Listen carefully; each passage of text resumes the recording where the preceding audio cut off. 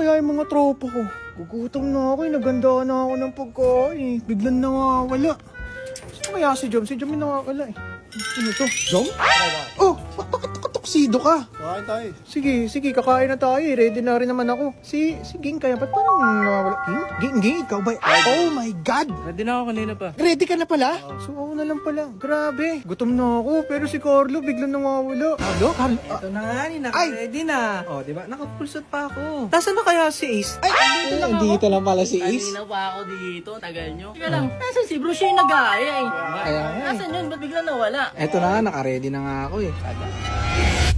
Abay, ba't niyo hinahanap? Ready na ako kanina pa, pre. Siyempre, alam mo bakit ako nag-ready ng ganito? Kasi alam mo naman, pag gabi, dapat fine dining, di ba? Fine ng kasuotan, sobrang fine.